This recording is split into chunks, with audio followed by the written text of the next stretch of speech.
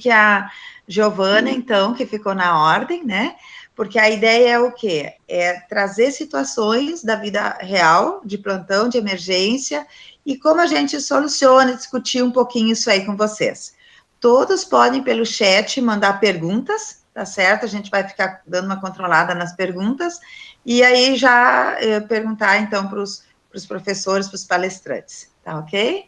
Giovana, te apresenta e pode começar. Final, a gente vai fazer o sorteio de brindes no final de todas as palestras daí, tá? Isso, aí no final nós temos umas surpresas bem legais para vocês.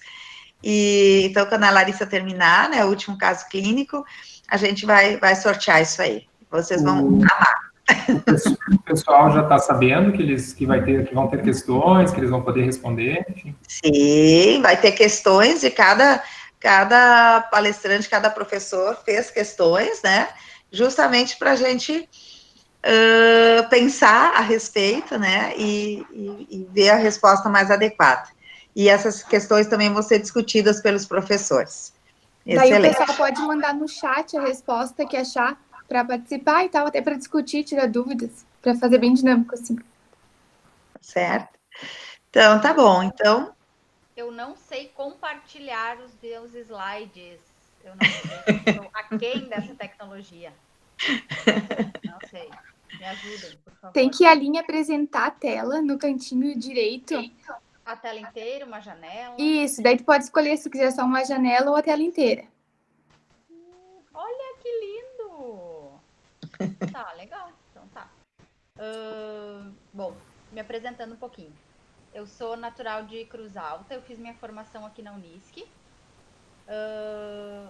Comecei a conhecer o otorrino um pouquinho antes de passar pela disciplina, a entender mais ou menos o que era, porque até então o otorrino era uma coisa muito distante. E aí fui uma das fundadoras da Liga do Otorrino, com muito orgulho, por isso para mim é muito legal estar aqui hoje falando com vocês, porque a gente começou a liga lá em 2012 e olha só, 8 anos depois estou eu aqui, né, como otorrino, depois de fazer toda a formação. Eu fiz minha faculdade aqui na Unisc, a residência no falecido Beneficência Portuguesa, em Porto Alegre, né? Que é um hospital que agora já está se recuperando, assim, mas assim que eu terminei minha residência, ele encerrou as atividades de residência. Fiz um fellow em cirurgia otológica na Clínica Lavinsky, com o Dr. Joel Lavinsky, o Dr. Luiz Lavinsky. E estou em Santa Cruz faz um ano. Eu vou falar um pouquinho sobre... Estou em Santa Cruz faz um ano trabalhando com a Prof. Ingrid, então, né? Voltamos aí, 8 anos depois. É verdade. Vou falar um pouquinho, então, sobre abscesso periamidaliano. Deixa eu só ver aqui. Vocês estão conseguindo enxergar os slides? Sim, tá bom. Então tá. Tu pode só fazer inteiro ou assim também. Espera aí, deixa eu fazer inteiro, então. Você está apresentando... Ali embaixo tem a apresentaçãozinha. Isso. Tá. Eu vou começar de novo, então. Tela inteira. Aqui eu acho que é melhor, né?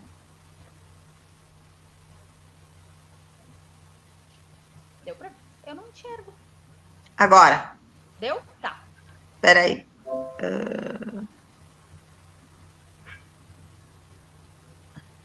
Sim? Não? Mas tá pequenininho ainda, tem que ir lá no...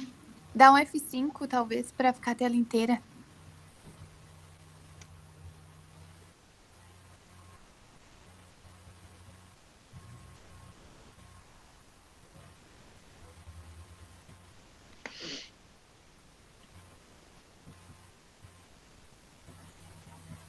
Ainda não, Giovana. Ficou sem áudio. Tu tem que ligar teu microfone. Ele tá arriscadinho o microfone. Ah, tá. Tá. Voltei.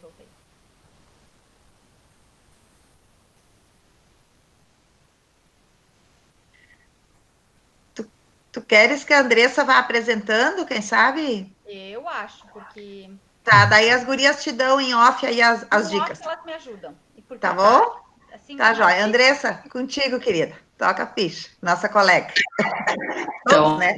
Vamos lá. Vou me apresentar também, para quem não me conhece, eu sou a Andressa, formada na Santa Casa de Porto Alegre, colega do Fernando na residência, né? Convivemos juntos, e estou em Santa Cruz desde 2008. ajudando a Prof. Ingrid no que eu posso lá dentro da otorrino. Vai, tá parceira. Bom, vamos ver se a minha vai dar certo, então. Estão me ouvindo bem? Sim, escutando sim. Aham. Tá. Foi? Tá indo.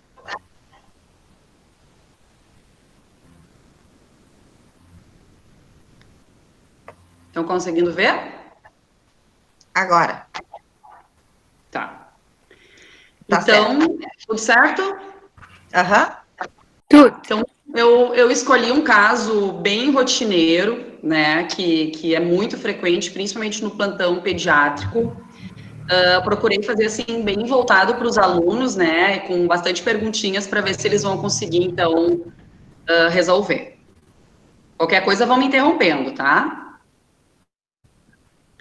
Então, é um menino de 5 anos que comparece à consulta no pronto atendimento trazido pela mãe, com uma queixa de dor no ouvido e febre. A mãe relata, então, que o filho ele vem se queixando de dor no ouvido esquerdo, e além disso, ele referiu também diminuição da audição. Esse quadro ele iniciou há um dia, a criança apresentou febre de 38 graus, prostração, irritabilidade, diminuição do apetite e alteração do sono. Além disso, a mãe também relata a presença de secreção nasal esbranquiçada, mais ou menos uns 3 dias, logo depois que essa criança teve contato com uma prima com quadro de infecção de viária superior. E aí, em casa, a criança foi medicada com dipirona, houve melhora da febre, mas a dor não passou. E aí, eles acabaram indo para o plantão. Não houve drenagem de secreção no conduto auditivo externo e nega outros sintomas. História patológica pregressa, nada assim relevante. Então, vamos para o exame físico. Na otoscopia, então, aqui a gente visualiza a orelha direita e aqui a gente visualiza a orelha esquerda. A dor era na orelha esquerda, tá? O que a gente consegue visualizar? A membrana timpânica, então, bem permeada. A gente já consegue visualizar um certo abaulamento aqui na membrana timpânica, né? A gente consegue ver também os vasos aqui radiais bem visíveis. E membrana timpânica íntegra, né? Não tem perfuração, não tem drenagem de secreção. Na rinoscopia, a criança apresentava rinorreia esbranquiçada, cornetos hiperemiados. E a horoscopia, nada chamativo. Então, vamos começar com as perguntinhas. Qual é a hipótese diagnóstica de vocês?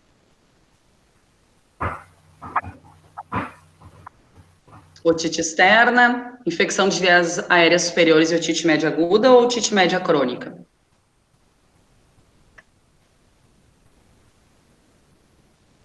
Eu não sei se o pessoal vai responder ali no chat, eu não estou conseguindo ver que eu estou com a tela cheia.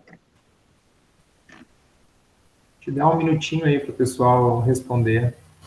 Aí vocês vão me perguntando aí quando que eu posso botar a resposta. A Ingrid cronometra 1 minuto aí.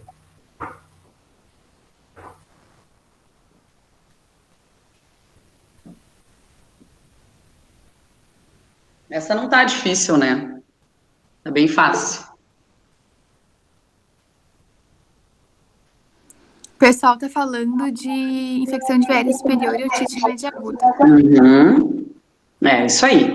Então, né, um quadro bem clássico de otite média aguda. A criança teve contato prévio com a prima com infecção de viária superior, né? Então, vamos falar um pouquinho sobre isso. Então, o que é a otite média aguda, né? A otite média aguda é um processo inflamatório da mucosa da orelha média.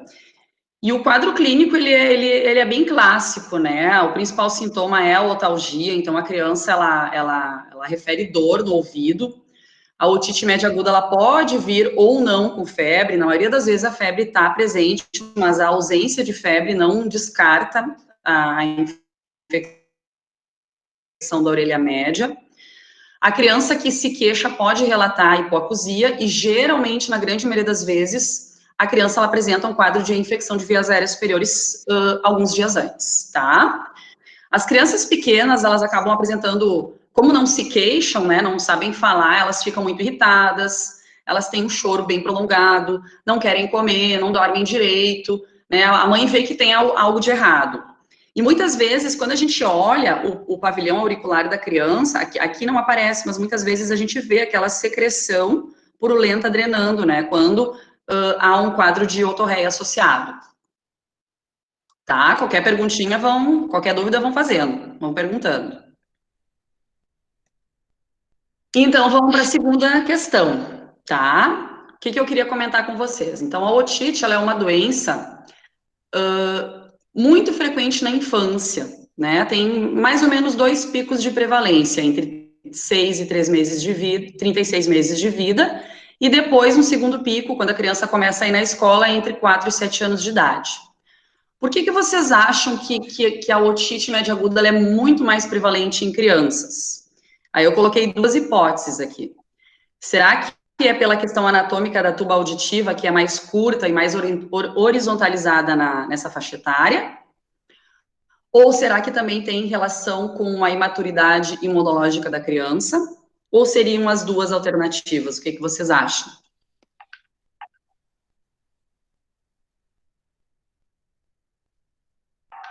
Eu diria que são as 2. Vamos ver o que o pessoal vai responder no chat. Sei, as 2 também. Tu já deu cola, Isabelle? Eu dei minha opinião. Tá bom. Não se aguenta, não se aguenta. Claro que as 2 alternativas, né? Então, vamos falar um pouquinho da patogênese aqui da otite média aguda. Então, geralmente, a criança inicia com quadro de IVAS, e aí essa infecção, ela acaba ocasionando uma congestão das mucosas, né? Da mucosa nasal, da região da nasofaringe, que acaba se transmitindo para a tuba auditiva e para a orelha média. E aí, essa congestão da tuba auditiva, ela gera uma obstrução da tuba, né? Uma disfunção, uma alteração na função da tuba auditiva. E isso acaba, como consequência, gerando uma pressão negativa dentro da orelha média. E aí, essa pressão negativa faz com que se acumule secreção dentro da orelha média, e essa secreção, quando vai aumentando de volume, que acaba levando à dor, né, que é o principal sintoma, e ao abalamento da membrana timpânica, que é o principal sinal físico. Então, com certeza, tem relação com a diferença anatômica da tuba auditiva. Então, vejam, no adulto, a tuba, ela é mais comprida e mais vertical, né? E na criança, a tuba, ela é mais horizontal e mais curtinha. Então, é muito mais fácil dos micro-organismos da fossa nasal e das secreções, né, dentro da fossa nasal, irem para o interior da orelha média, principalmente quando ocorre essa pressão negativa aqui dentro, tá? E, além disso, sim, existe uma diferença entre o adulto e a criança. E por isso, então, que a criança acaba tendo muito mais episódios de otite. Não que o adulto não tenha, mas é bem menos frequente. Tá? Tudo certo? Então, falando um pouquinho de prevenção da otite média aguda, tá? Qual alternativa não serve para prevenir a otite? Não serve. Aleitamento materno, frequentar creche, evitar o tabagismo em casa ou evitar a chupeta? O que vocês acham?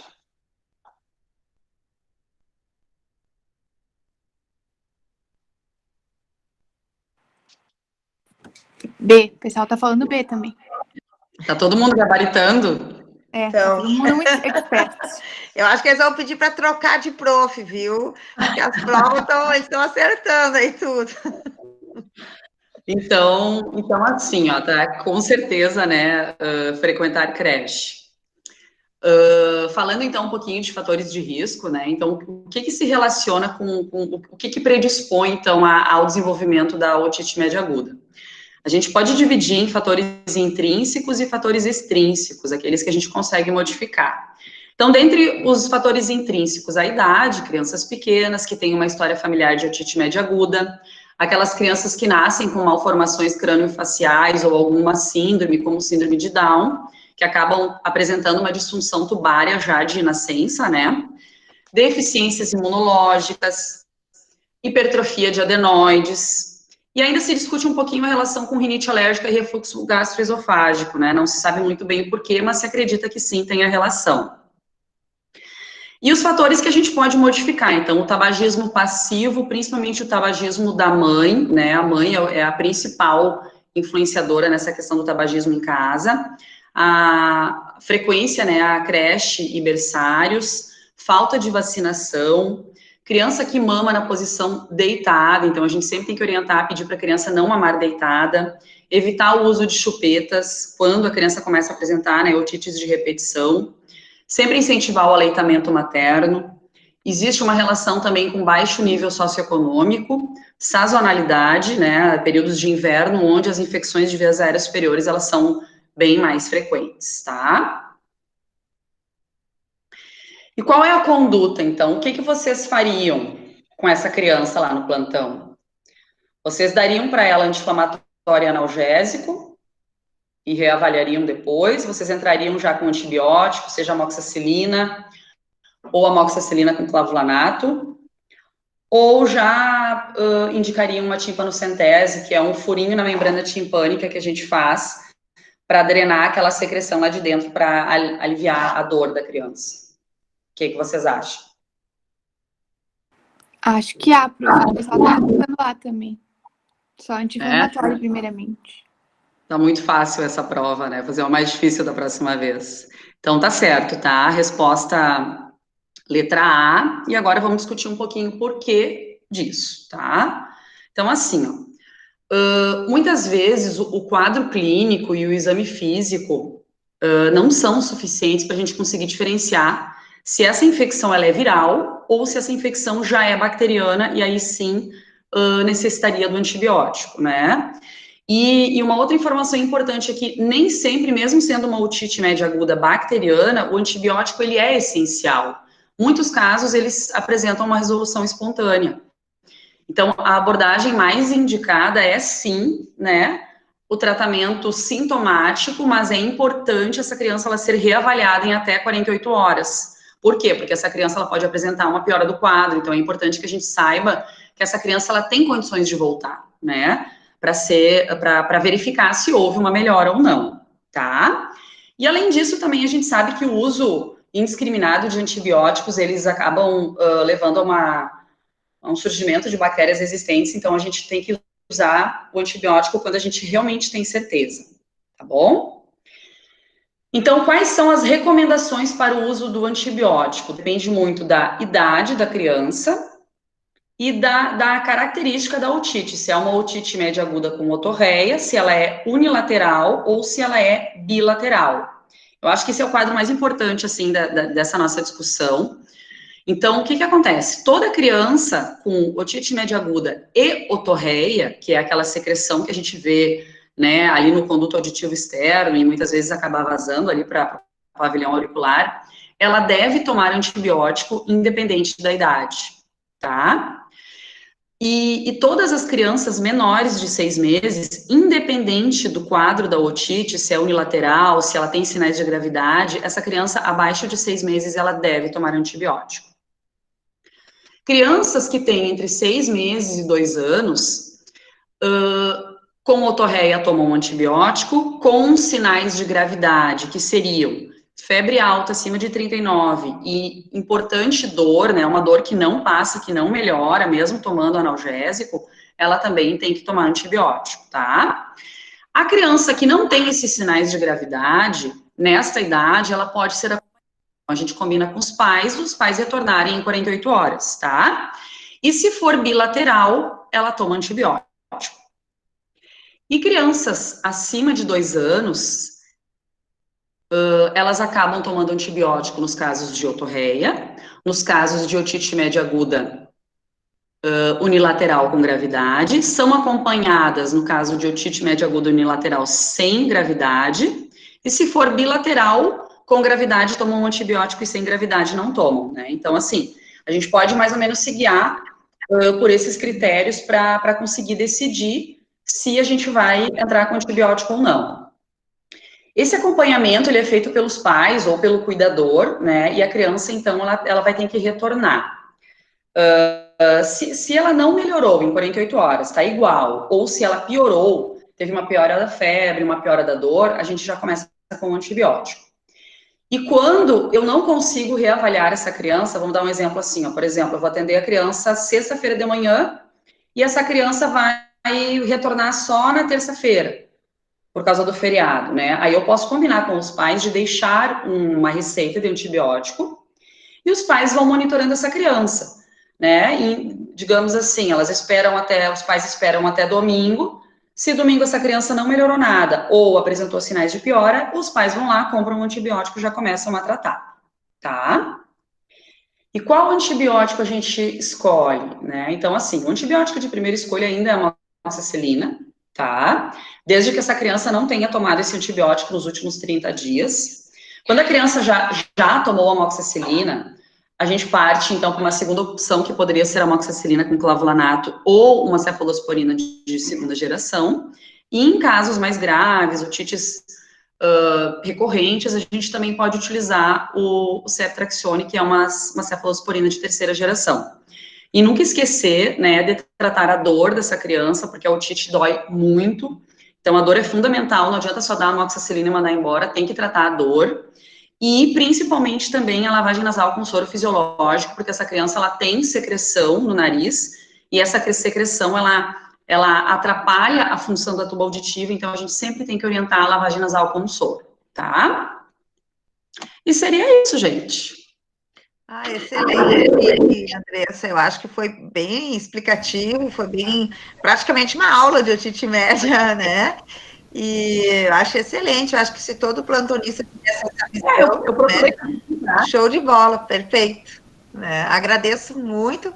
E se surgirem mais algumas dúvidas e coisas, vocês mandem no chat para a gente, que a gente passa para a doutora Andressa, tá bom?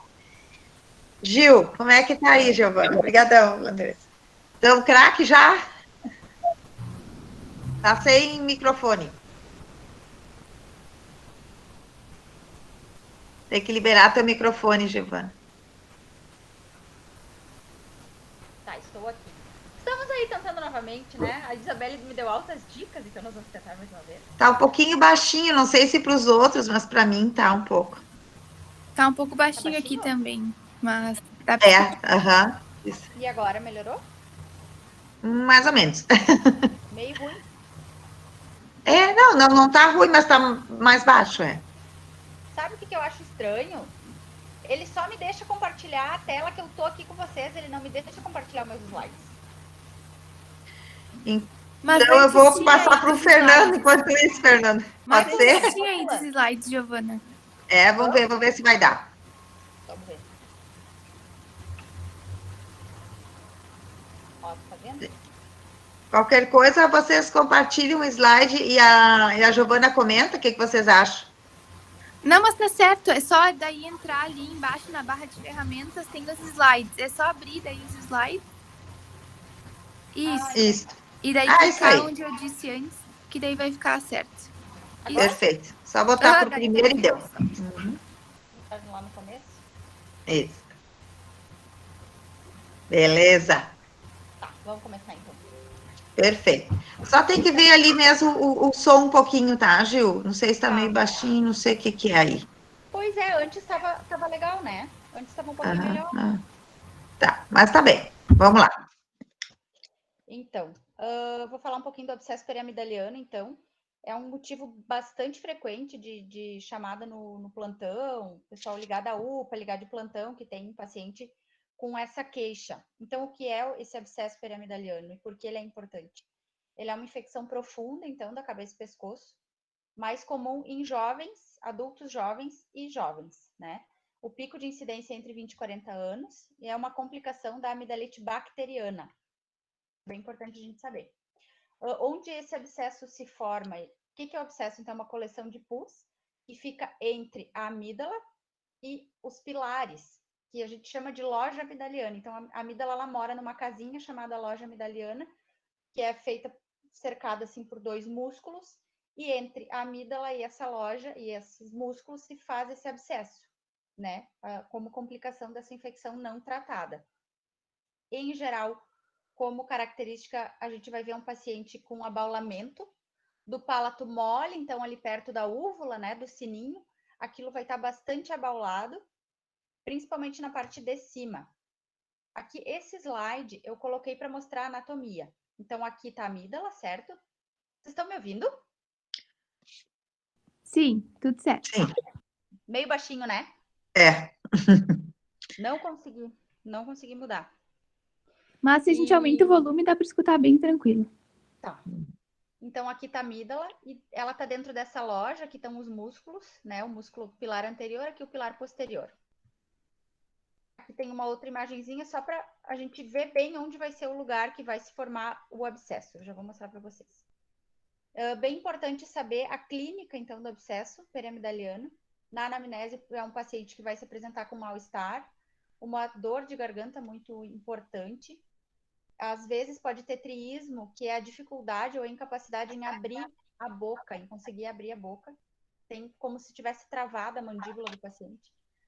Febre, disfagia, então uma dificuldade de engolir, inclusive de engolir saliva. Então pode ser um paciente que se apresenta com bastante cialorreia, né, bastante salivação. Pode ter otalgia por dor reflexa, né, devido ao envolvimento da musculatura e da inervação muito próxima. E voz abafada, aquela voz de batata, é um sinal de alerta. No exame físico, então, o abaulamento do palato mole, a úvula vai estar desviada e pode haver triísmo. Então, aqui tem algumas imagens onde a gente vê aqui, ó, esse abaulamento bem importante, uma hiperemia importante. A mesma coisa aqui, a úvula desviada para o lado contralateral da lesão, né? Aqui também um abscesso mais inicial, não tão importante quanto esse, né? Então, o que fazer? A gente, num primeiro momento, pode pensar que é um abscesso periamidaliano ou pode ser uma celulite periamidaliana também.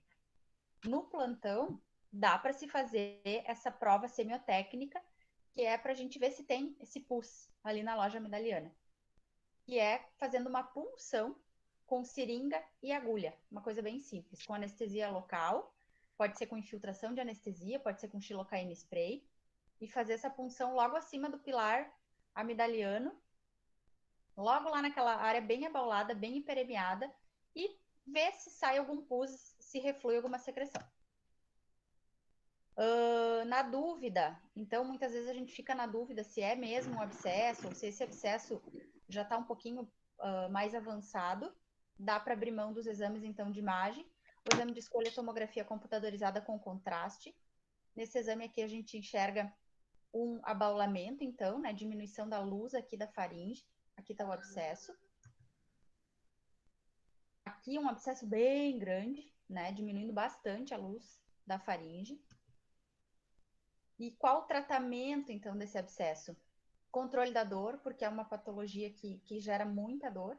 Antibiótico-terapia e drenagem, né? Esse pus não vai sumir dali, se ele é bastante extenso, ele não vai sumir sozinho.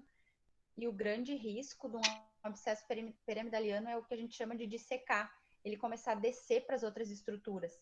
E tem estruturas muito importantes e tem espaços, né, que a gente conhece, espaços cervicais profundos, que se a gente não trata esse abscesso, não drena, ele pode complicar com uma mediastinite, por exemplo, podendo levar o paciente a óbito. Então, é uma patologia que tem que estar atento. Ele é causado principalmente por esses germes, né? O estrepto do grupo A, o Staphylo aureus, o Haemophilus influenza e anaeróbios orais. Então, anaeróbios dali da cavidade oral, bactérias da cavidade oral. O tratamento costuma ser, então, com antibióticos que vão abranger tanto esses germes citados, né, quanto os anaeróbios. Então, a gente pode usar esquema de ampicilina com sulbactam, quando o paciente está internado, clindamicina, penicilina com metronidazol. São algumas combinações que a gente pode usar para tratar. E a drenagem desse abscesso via punção, né? Se ele é um abscesso pequeno, a gente consegue tratar com punção. Se ele é um abscesso maior, ou que já está um pouco mais baixo, que já desceu um pouco mais, às vezes necessita, então, da drenagem cirúrgica. Muito se discute sobre fazer a amidalectomia junto ou não. Isso ainda é uma coisa discutida, de tu fazer a amidalectomia quente, então tirar a amígdala durante o abscesso. Tem autores que dizem que sim, tem autores que dizem que não, isso ainda é bastante controverso.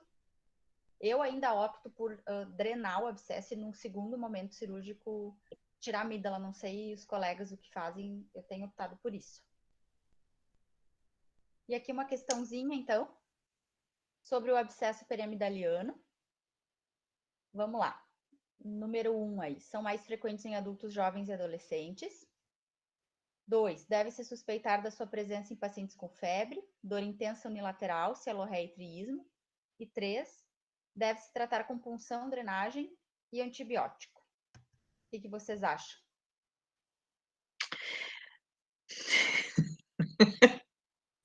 Eu diria que todas estão certas, né? O pessoal também está colocando E. Decididamente, eu vou ser substituída nas provas. Porque com vocês o pessoal só vai tirar 10. Então, eu acho que vai haver uma mobilização para ter uma troca aí de prof. Foi bem rapidinho, mas assim, é uma coisa super frequente que eu vejo que o pessoal vai, né, vocês vão começar a fazer plantão daqui a pouco, e é uma coisa que aparece muito no plantão. Tem que atentar para paciente, principalmente que já tem infecção de repetição, abrir bastante o olho. História de já ter tido um abscesso também, bem importante, abrir mais o olho. E exame físico. O exame físico é o que vai nos mostrar, com certeza, se é ou não. Eu acho que está ótimo, é uma dúvida, é um problema justamente para quando eles começam como plantonistas, né, e mesmo depois, pelos riscos, né, justamente de dissecar, de ir para outros planos.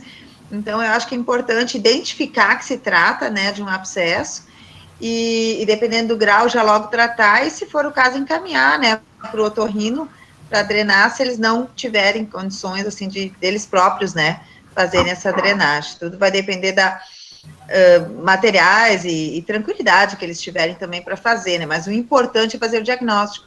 Então, por isso que está certíssimo. Obrigada, Giovana. Nota 10. Agora, se o meu afilhadinho Benjamin chorar, já estamos quites. Já estou liberada. Estamos liberados, tá bom? Obrigada, pessoal. Valeu. Então, o objetivo justamente é esse, ver as coisas mais frequentes e as condutas, né, mais próprias. Agora eu vou chamar meu colega aí de andar, de centro clínico, meu amigo, representante da SOGOT aqui para a região, né, o prezado doutor Fernando Stalk Hermes. Manda ver. Tá bom. Primeiro, vou agradecer o convite e parabenizar aí a Ingrid e a Andresa por esse belo trabalho, né, que fazem com a Liga, enfim, acho que é muito, muito bacana isso. Deixa eu só... Vai ali compartilhar a tela. Não, já tá, já estou aqui. Aqui. Aí. Vocês estão vendo, né? Ainda não, vamos dar uns minutinhos. Agora sim. Estão vendo?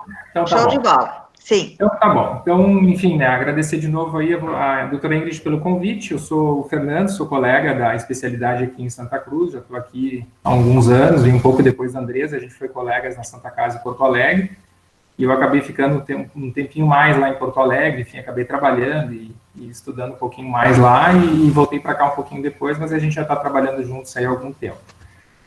Bom, o meu caso clínico, ele está relacionado com uma coisa que, independente, a maioria, acho que do pessoal que está assistindo essa aula está na graduação, aí, com certeza, né, são alunos, então daqui a pouco vão fazer estágios no pronto atendimento, ou mais adiante vão se formar e vão trabalhar em pronto atendimentos e plantões. Então, uma paciente feminina, isso é um caso recente nosso aqui do consultório, deve ter umas 2 semanas que a gente operou essa paciente. Essa é uma paciente, então, de 42 anos, que chegou no pronto atendimento do Hospital Santa Cruz, trazido pela SAMU, com uma história de ter sido vítima de um acidente de automóvel. Então, o médico socorrista relata que o carro, que estava sendo guiado por ela, colidiu frontalmente com um cavalo sobre a pista na estrada entre os municípios de Santa Cruz e Sinimbu. A história ela não foi bem assim, porque não foi entre Santa Cruz e Sinimbu, mas foi entre Venâncio e Lajeado. Eu coloquei assim para, enfim, a gente ficar um pouco mais próximo, porque bem poderia ser aqui mesmo.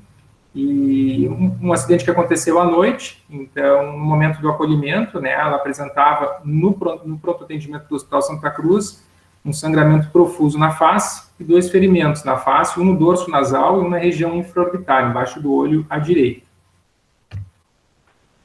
Então, uma breve revisão aí sobre o trauma, trauma de modo geral e depois o trauma de face. Então, o trauma representa, né, a principal causa de morte nas primeiras décadas de vida. E o ATLS, que todos os alunos aí já devem ter ouvido falar ou ter feito algum curso, né, sistematizou métodos e abordagens do tratamento do paciente politraumatizado. Em especial, nesse caso, a gente está vendo uma paciente então, que teve um trauma de face, né, e no trauma de face a gente tem que ter sempre um item ali, né, então a via aérea do paciente que pode estar comprometido. Então, trauma de face, às vezes, para um médico, enfim, um doutorando, um acadêmico que está no plantão, sempre acaba sendo uma situação um pouco difícil, né? No primeiro momento, assim, impressiona a gente, mas a gente tem que manter a calma e saber ali, enfim, atender esse paciente seguindo ali os critérios, digamos assim, do ATLS, né? Enfim, de estabilizar o paciente, respiração, circulação, enfim, né? Fazer avaliação cognitiva. Acho que isso é bem importante, todo mundo sair da faculdade com esse conceito, porque com certeza aí daqui a pouco, mesmo que não trabalhe em pronto atendimento, não faça plantão, vai estar viajando e vai acabar ou pode se deparar aí com alguém vítima de algum acidente. A incidência de lesões faciais, né, relacionadas a acidentes automobilísticos, ela tem reduzido bastante nos últimos anos em função de alterações na legislação. Então, a questão agora que a gente tem nos últimos anos da intolerância aí quanto ao uso de bebida alcoólica é a utilização de medidas preventivas, que é o conceito de célula de segurança. Então, hoje, num automóvel, né, tu é obrigado a usar cinto de segurança, tu tem, na maioria dos carros mais modernos, aí, airbag, enfim, as barras laterais, então isso, com certeza, diminuiu muito a prevalência, incidência, enfim, de traumas, né, pelo menos traumas graves, né, claro que num acidente com uma energia cinética muito grande, tu acaba tendo, assim, problemas muito grandes, mas, enfim, isso acaba sendo uma coisa que favoreceu, né, a segurança e preservou, com certeza, muitas vidas aí nos últimos anos. Então, assim, considerando que tu não é o otorrino ainda, tu é o médico emergencista do plantão, né? Qual é a melhor conduta após a aplicação do ATLS, tá? Então, eu botei 5 opções. Primeira conduta seria encaminhar esse paciente direto para um hospital terciário. Tu está de plantão aqui no Hospital Santa Cruz, então no pronto atendimento, e tu recebe esse paciente com trauma de face, sangrando sem parar, e tu vai pensar o quê? Bom, vou botar ele de volta na ambulância e vou mandar para Porto Alegre, para o hospital de referência, lá para Santa Casa atender esse paciente.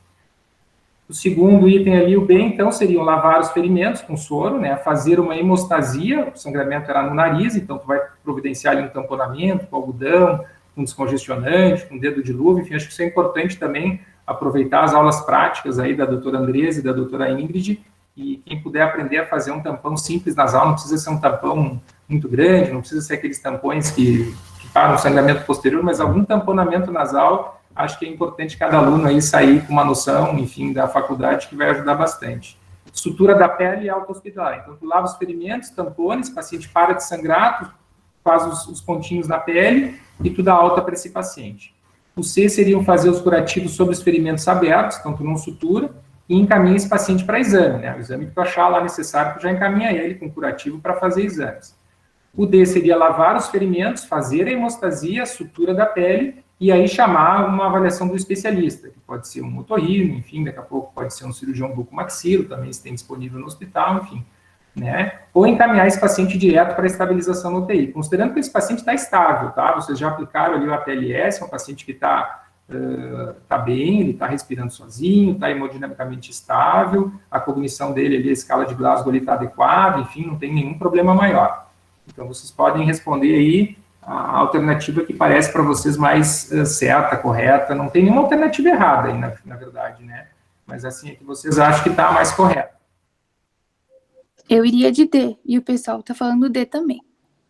Beleza. Vou dar mais uns segundinhos aí. Vamos ver, então.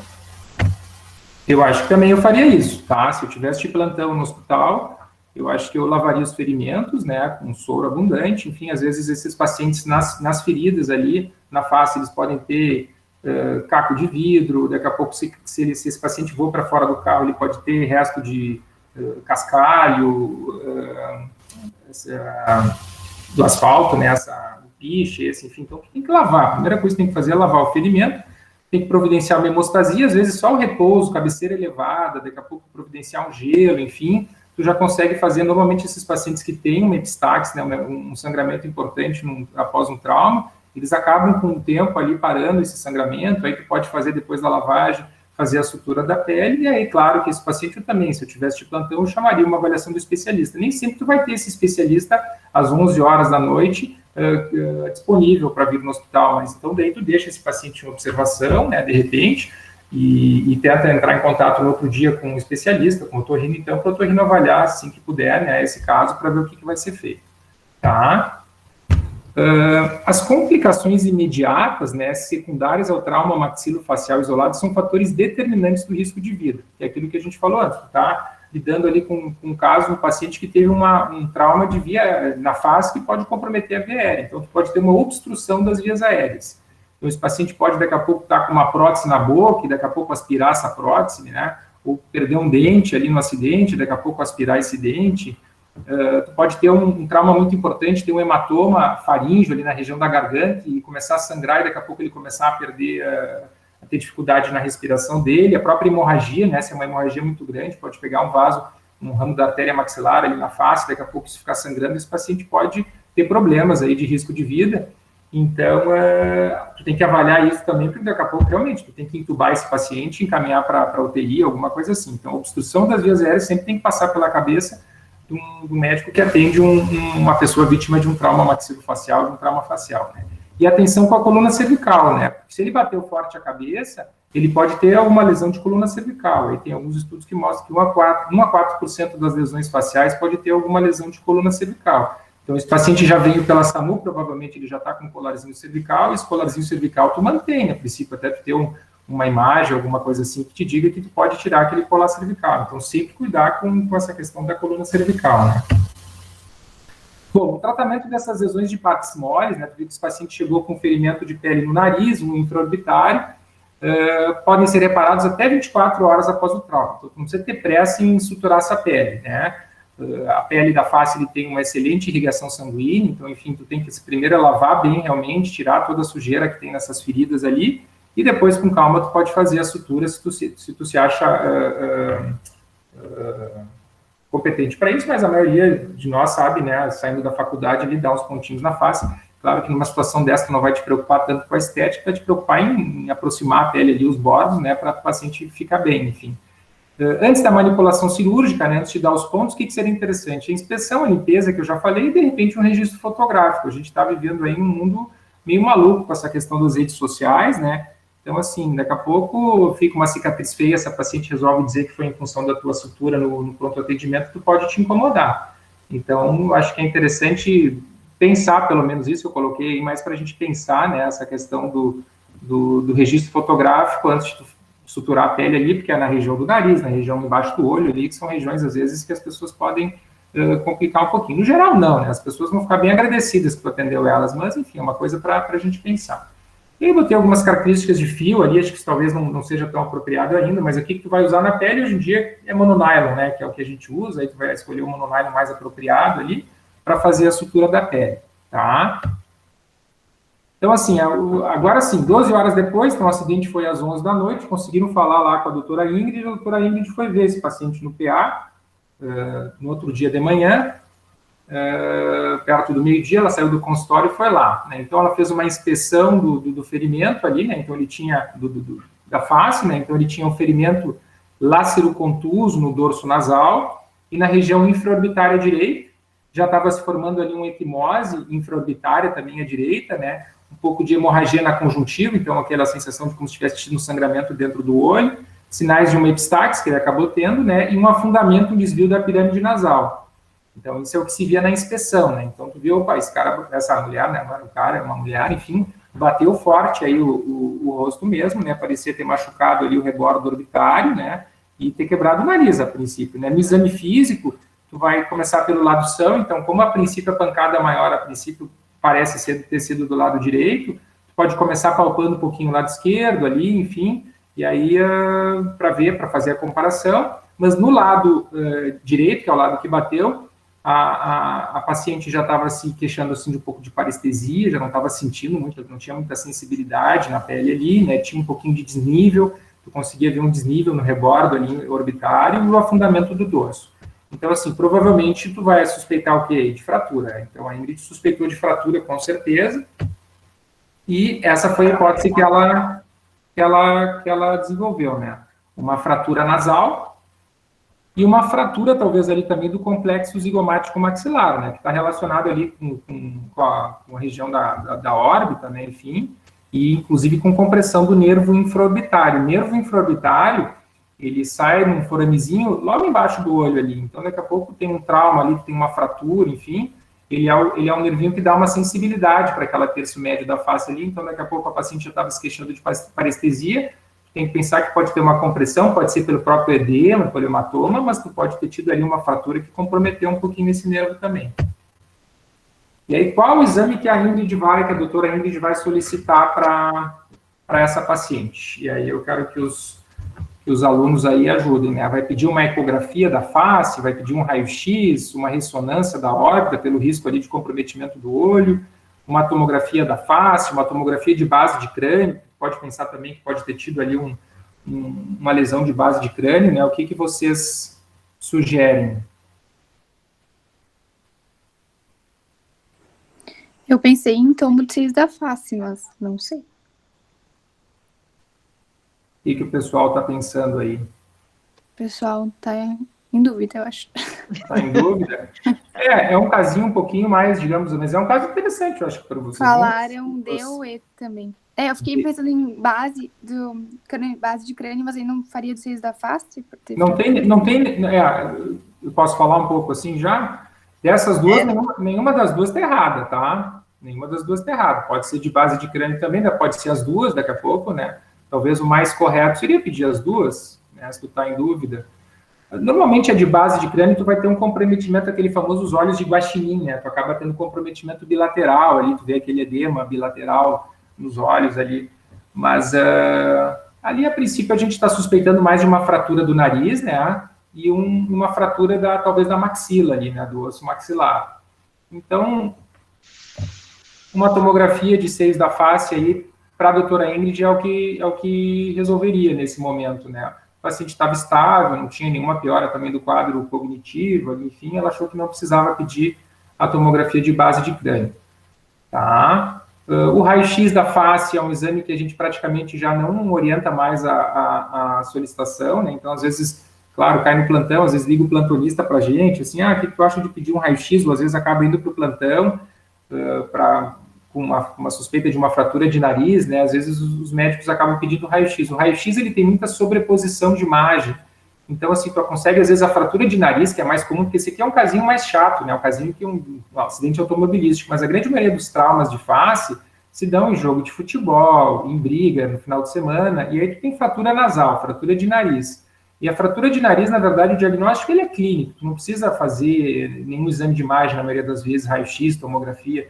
Faz ali a palpação do nariz, vê se tem um desalinhamento, alguma coisa assim, o raio-x não ajuda muito. Quando tu quer pedir algum exame de imagem, a gente acaba pedindo sempre a tomografia, porque ela nos dá mais informações, né, detalhes, tu vai pensar, de repente, até num tratamento cirúrgico, se tu está em dúvida se tu faz ou não cirurgia, a tomografia é um exame mais interessante.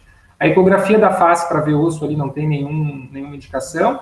A ressonância da órbita é mais que eu tivesse ali, o paciente tivesse com uma queixa que não estava enxergando, alguma suspeita, assim, né, de algum comprometimento ali dentro da órbita, mesmo do olho, aí tu pode até pensar, discutir com o oftalmo lá, mas nesse caso a ideia é ver osso, né, osso da face, o que quebrou na face? E aí a tomografia nos dá essa informação. Então essa era a tomografia dela, tá? Vocês estão vendo, né? Uhum. Tá. Ficou assim um pouquinho difícil de explicar, mas basicamente, se tu pegar essa primeira imagem bem em cima à esquerda, tá? Eu vou botar aqui a minha flechinha. Vocês estão vendo a minha flechinha, né? Sim. Tá. Foi aqui o problema, ó. Tá? Olha esse lado aqui está a órbita, né? Aqui, digamos assim, aqui dentro fica o olho, bonitinho, esse lado esquerdo. E olha esse lado aqui, né? Tu vê que tem aqui como se tivesse uma pancada aqui, um soco aqui, né? Cabe direitinho a mão aqui, ó.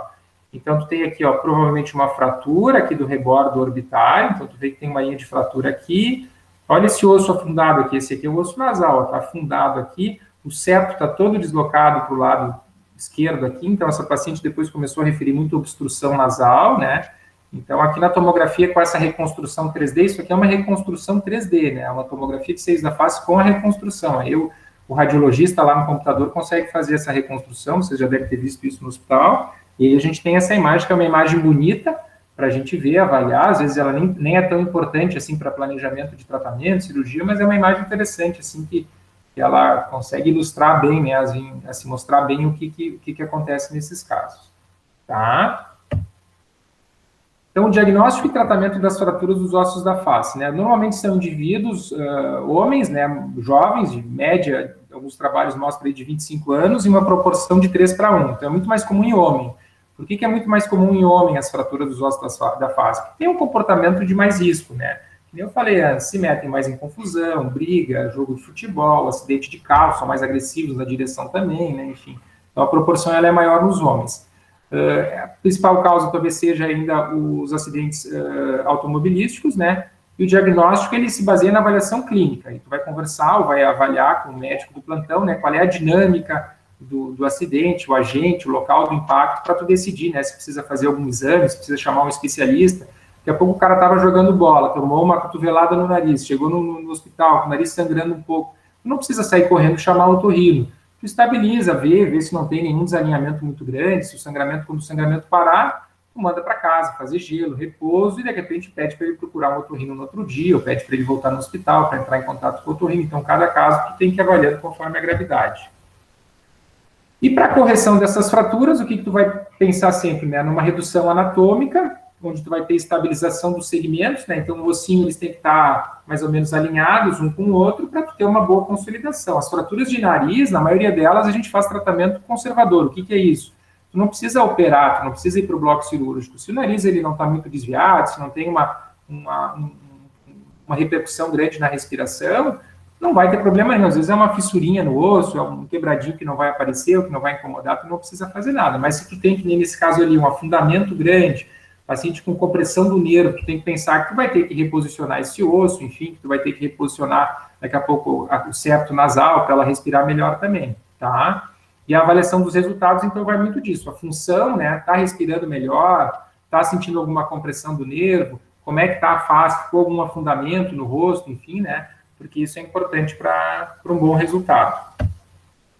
E aí a gente pode só discutir rapidinho o que seria uma redução cruenta e uma redução incruenta, tá? Uma redução incruenta é aquela que às vezes tu pode fazer no pronto atendimento sem anestesia. O cara chegou lá com o nariz quebrado e às vezes tu consegue reposicionar o ossinho do nariz no próprio pronto atendimento ali, sem anestesia, com algum material adequado, obviamente, né? A gente acaba fazendo pouco isso, mas é uma possibilidade de tratamento dessas fraturas de nariz. A redução cruenta que a gente fala já é aquele tratamento que é feito em bloco cirúrgico, com anestesia, principalmente nessas fraturas mais complexas. A gente chama essa fratura dessa paciente de fratura complexa, porque ela quebrou o nariz e quebrou ali o osso maxilar, enfim, né? Então, nesses casos, a gente acaba optando por levar para o bloco cirúrgico.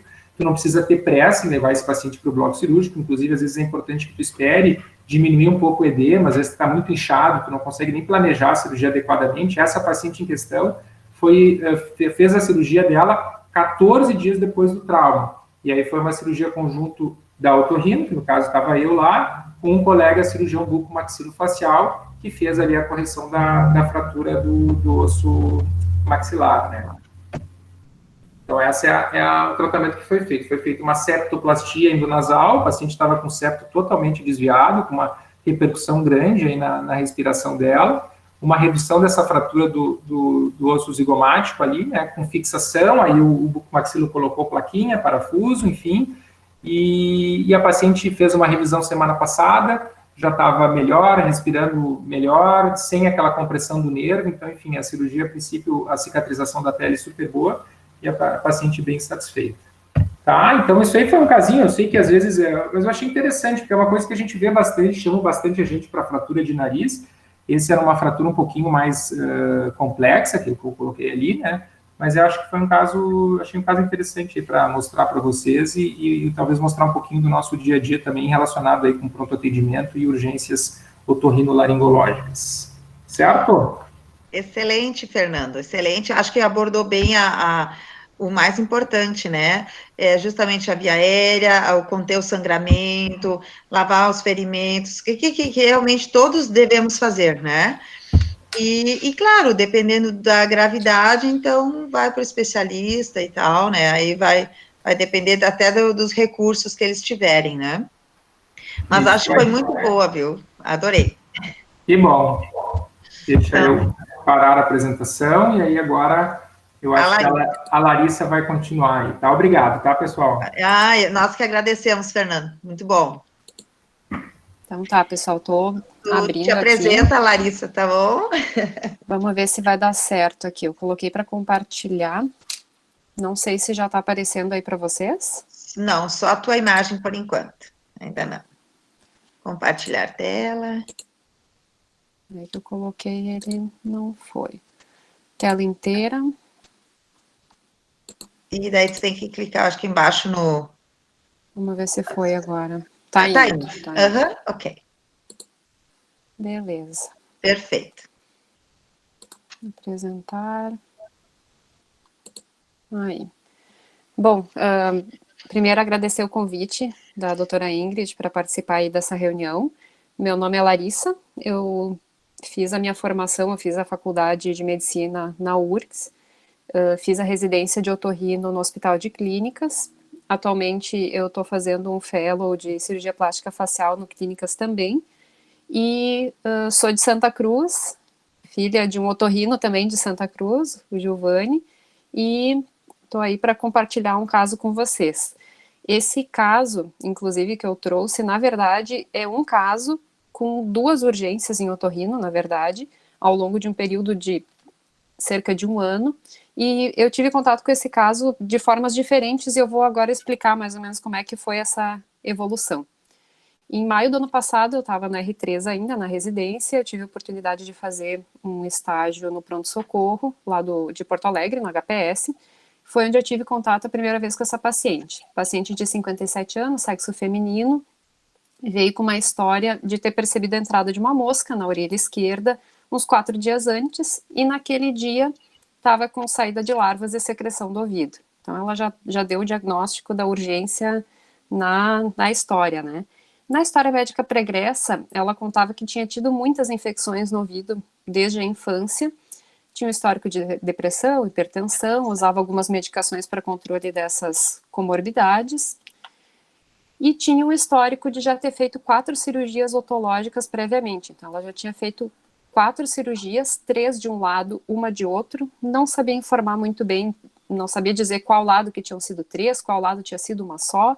A última tinha sido aos 18 anos de idade, então muitos anos antes, todas com acesso retroauricular, então cirurgias provavelmente pelo menos uma timpanoplastia, uma mastoidectomia, cirurgias um pouquinho maiores. Na otoscopia, a orelha direita se viam sinais de que tinha uma cavidade de mastoidectomia, então uma cirurgia um pouquinho mais ampla, o enxerto estava bem, esse ouvido não estava incomodando. Mas o ouvido esquerdo, com secreção pio-sanguinolenta, dezenas de larvas que foram removidas, essa secreção também foi aspirada e removida, se identificava que também era uma cavidade de mastoidectomia pequena, com a pele super machucada, edemaciada, hiperemiada, macerada, que é o que a gente espera realmente se o paciente vem com uma miíase extensa como essa no ouvido. Então, impressão do caso clínico, uma miíase, um corpo estranho, na verdade, do tipo um corpo estranho animado, uma miíase em orelha esquerda, e a conduta foi prescrito ivermectina, que é um tipo é uma medicação antiparasitária que vai ter ação sobre as larvas vivas, vai ter capacidade de matar as larvas vivas. Foi deixado também a amoxicilina, então com a ideia de ajudar no tratamento da infecção bacteriana, que muitas vezes acontece secundariamente. Foi feito nesse momento, depois de fazer a limpeza da secreção, tirar o máximo de larvas possível, foi feito um curativo oclusivo com iodoforme. E aí qual é que é a ideia desse curativo que foi feito? Tem miíase, está cheio de larva, a ideia é tirar essas larvas, é remover, né, esse corpo estranho, só que muitas vezes no momento da limpeza e da remoção a gente não consegue tirar todas as larvas se escondem muitas vezes no meio daquela pele que está toda machucada, mesmo que... E aí o paciente também está com bastante sensibilidade, tem dor. Então, a gente faz um curativo oclusivo na ideia de reduzir o fornecimento de oxigênio para essas larvas. Elas, ao longo das horas, vão tentar buscar esse oxigênio, vão vir em direção ao conduto. E o iodoforme é uma substância que ajuda a matar essas larvas. Eu até botei uma fotinho que é bem isso, o iodoforme, para quem já viu, é um pozinho amarelado, um cheiro bem específico.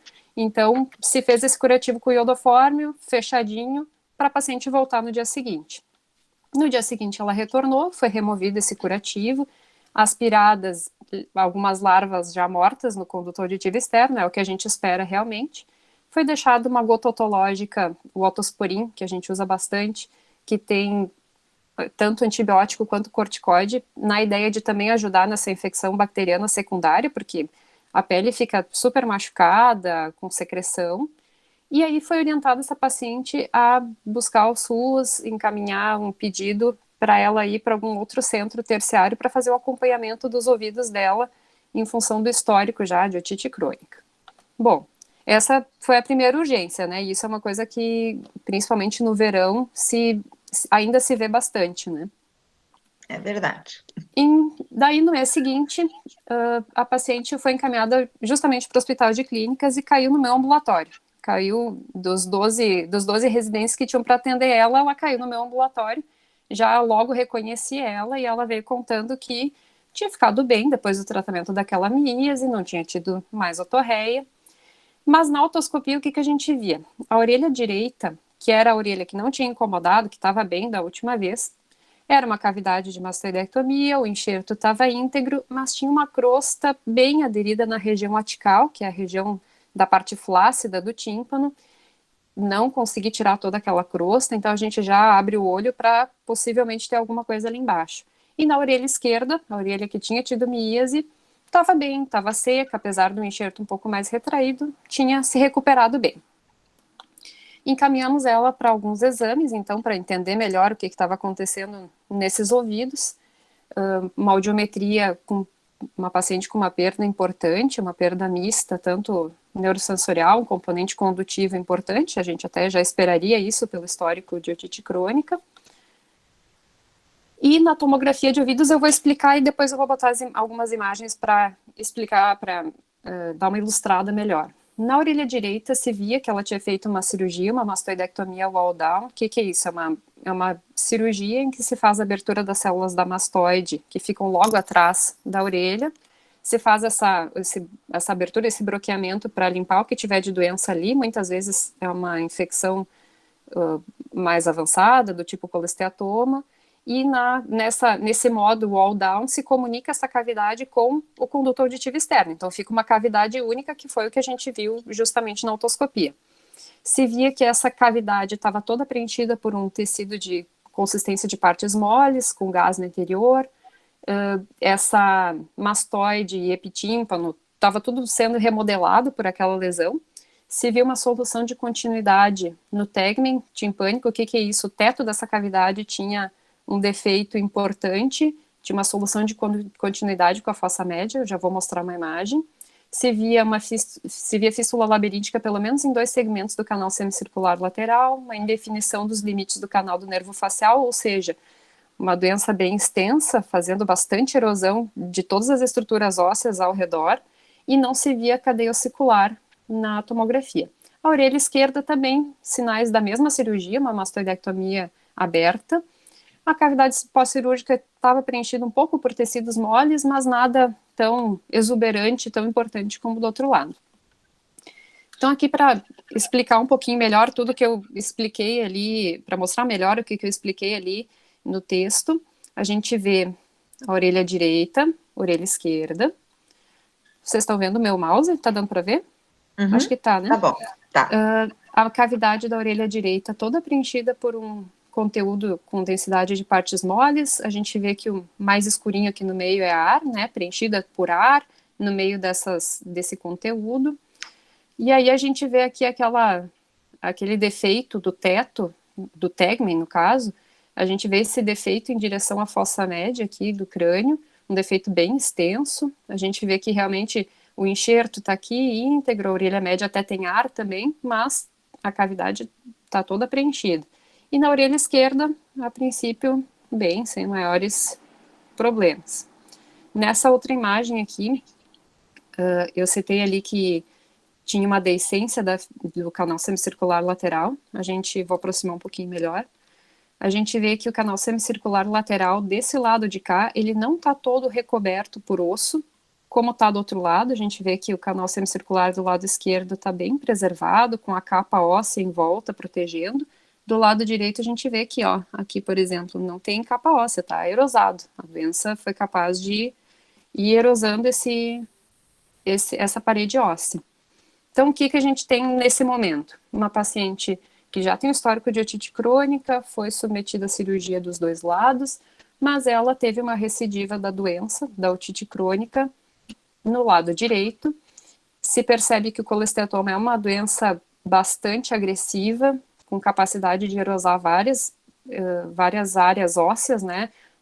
Canal semicircular, lateral, o tegmen em direção à fossa média, canal do nervo facial, várias estruturas erosadas. Então a paciente foi mantido o acompanhamento dela e seria feito o planejamento cirúrgico e também encaminhada para protetização auditiva. Até no retorno, ela voltou com esses exames, até depois não foi mais comigo o retorno, mas ficou aí esse o plano. O que aconteceu? Agora vem a segunda urgência dessa paciente. Agora em julho de 2020, essa paciente chegou lá em Sapucaia, no Hospital Getúlio Vargas, com um abaulamento retroauricular à direita, evoluindo ao longo de cerca de 3 semanas, e otalgia a 1 dia, que foi, na verdade, foi a dor que fez a paciente realmente procurar atendimento e se assustar um pouco mais, e nesse momento foi solicitada a avaliação do otorrino, da otorrino, no caso lá de Sapucaia, que é uma colega minha da residência, da época da residência. Ela está como otorrino lá da prefeitura. Na época ela foi chamada para avaliar esse caso e logo a gente é bem próximas, ela entrou em contato comigo e disse, Larissa, deixa eu trocar uma ideia contigo desse caso e tal. Ela começou a contar a história e eu disse, mas eu conheço a paciente, vi ela no HPS, vi ela no Clínicas. Aí a gente foi revisar juntas as imagens, ver qual é que era o caso. Então acabei tendo contato de novo com essa paciente esse ano, mesmo, né, depois de terminar a residência. Então, a paciente estava em bom estado geral, estava afebril, estava hemodinamicamente estável, não tinha sinais meníngeos, e por que é importante falar isso? Ela tinha uma deiscência bem grande do tegmen ali em direção à fossa média, também não tinha nenhum comprometimento da motricidade facial, então o nervo facial, apesar de ter deiscência, estava bem, ela estava com a mobilidade preservada, mas realmente, região retroauricular com hiperemia, abaulamento, na palpação se sentia flutuação, aí aqui está a imagem, fica bem evidente essa questão do abaulamento, dá para ver que está inchadinho, que está com um ponto que parece mais amarelado de flutuação, bem avermelhado. Na otoscopia, a orelha direita estava com o conduto auditivo externo bem estreitado, inchado, friável, na orelha esquerda nada demais. Repetida a tomografia, agora nesse contexto de uma complicação aí desse problema dela, se viu uma coleção multiseptada na região periauricular direita, paredes espessas, conteúdo líquido no interior, e essa coleção tinha comunicação com a cavidade cirúrgica do lado direito. Então aqui para a gente ver a imagem, a gente vê aqui na orelha direita essa coleção, com as paredes realmente espessadas, indo em direção aqui à cavidade. A gente vê que a orelha está bem deslocada para frente em relação à esquerda, a gente vê bem essa diferença. Nesse corte mais superior, realmente uma coleção multiseptada, com esse conteúdo líquido no interior. Nessa outra imagem, a gente vê que é de fato a própria paciente, com aquele defeito bem grande aqui, a orelha bem botada, assim, jogada para frente, né? Aqui o abscesso, dá para ver super bem. Então, qual é que é a nossa impressão? Essa paciente desenvolveu uma mastoidite aguda com um abscesso retroauricular, e aí o que é a grande questão? Ela tem um histórico de otite crônica, de otite com colesteatoma, então é um fator de risco para o desenvolvimento desse tipo de complicação. Lá em Sapucaia foi iniciado o cefepime vancomicina então antibióticos de amplo espectro aí, endovenosos, e foi encaminhada para clínicas para fazer intervenção cirúrgica.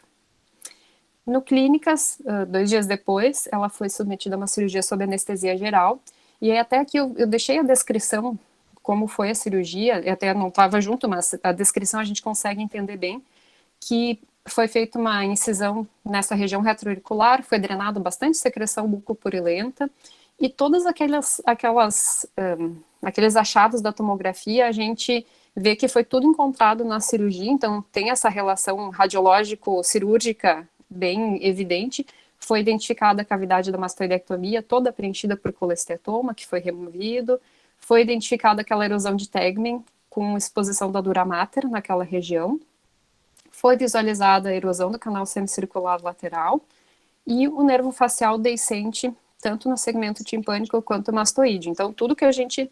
E a ausência da cadeia vascular. Então, tudo que se viu na radiologia está aqui na cirurgia mesmo.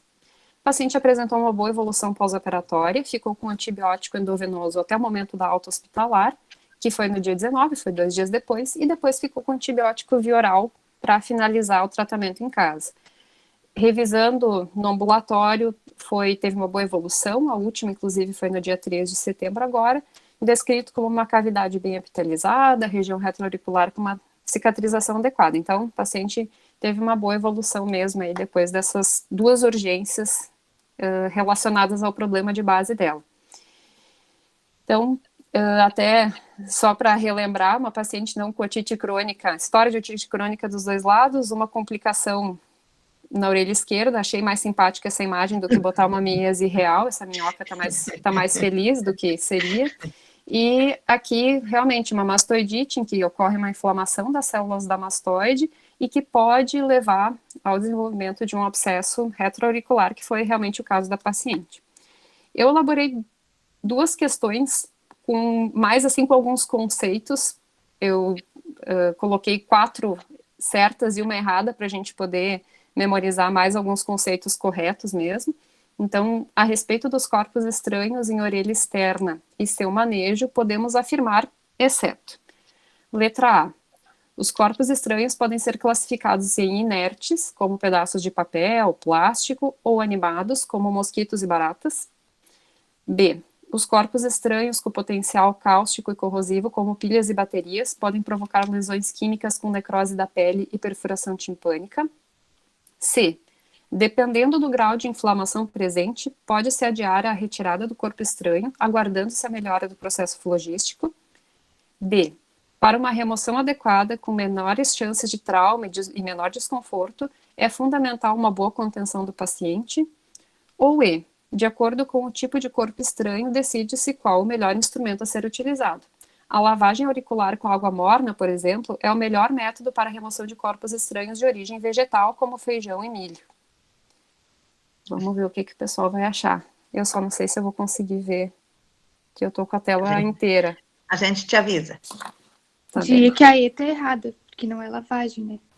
Só enquanto o pessoal vai respondendo aí, uma curiosidade, quando eu voltei para cá, eu sou de Santa Cruz, quando eu voltei para cá, acho que foi em 2012 ou 2013, 2012, no verão de 2012 para 2013, eu me lembro que eu atendi, se não foi 8, foram 9 míases cavitárias, ou seja, 9 míases de orelha, acho que eu nunca vi tanto, nem nos 3 anos de residência, e peguei uma coisa que eu nunca tinha visto também, que era uma míase de nariz.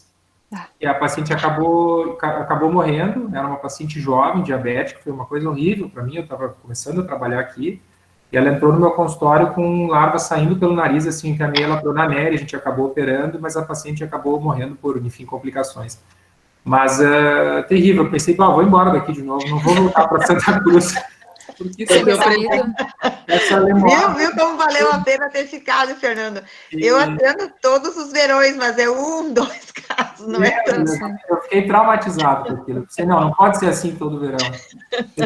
Depois voltou ao normal aí, da média do pessoal. Aí. Não foi mais tanto assim. Realmente, essa questão a gente, nos centros terciários, como é o caso, né, da Santa Casa, do Clínicas, a gente acaba não recebendo, às vezes, tão diretamente esse tipo de caso.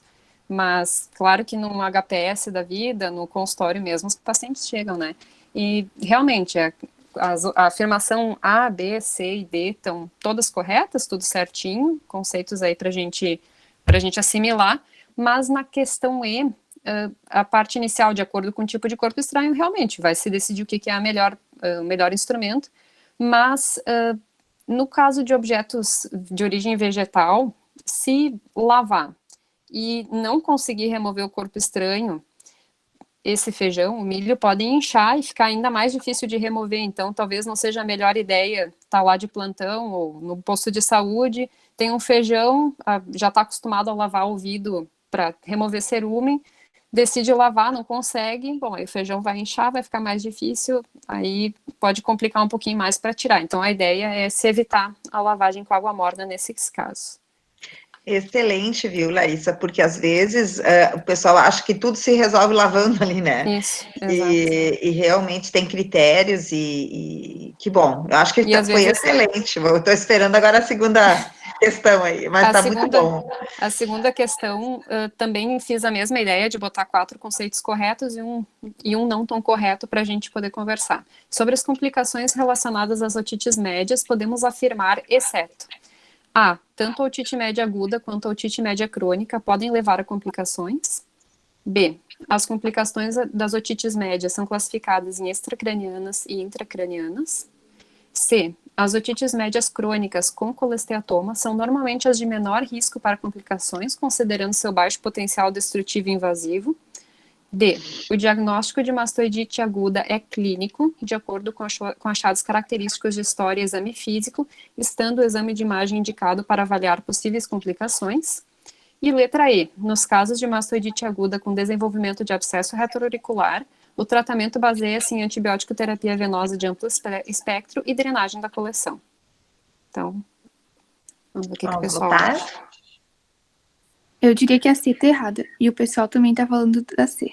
Isso aí. Na verdade, o que eu quis trazer aqui? Que a gente está, quando estuda otite média aguda, a gente está mais acostumado a pensar numa mastoidite na sequência de uma otite média aguda, mas na verdade as otites crônicas, principalmente com colesteatoma, também tem esse risco de desenvolver complicações como essa. A questão, né, de ser extracranianas ou intracranianas, uma paciente como aquela com defeito no TEGME seria uma paciente candidata a desenvolver até uma meningite em função desse problema. Realmente, como eu mostrei no caso, os colesteatomas são é uma doença agressiva, com alto potencial destrutivo e invasivo, então está errado, né? É exatamente o contrário. Realmente, o diagnóstico de mastoidite, o diagnóstico em si é clínico, mas a gente acaba pedindo imagem, principalmente quando se suspeita de alguma complicação, como um abscesso, foi o caso da paciente, e nos casos de mastoidite aguda, foi exatamente o que foi feito, e é o que está descrito na questão, a gente precisa dar antibiótico endovenoso de amplo espectro, são doenças graves, né, e drenar essa coleção, porque, assim como no abscesso piramidaliano, essa coleção não vai embora sozinha, a gente vai precisar drenar ela. Então, ficam aí esses conceitos, espero ter contribuído aí também. Larissa, excelente, eu estou muito feliz, quero agradecer a vocês, Larissa, Fernanda, Andressa, Giovana, porque foram casos bem do dia a dia, foram muito bem documentados, a explicação que vocês deram, né, toda a parte teórica também foi excelente, e eu acho que todos ganhamos, né, eu acho que foi uma noite muito, muito bacana. Não sei se mais alguém gostaria de fazer alguma pergunta. Se não, vou dar uma verificada agora nos prêmios aí. Vamos ver se tem alguma coisinha.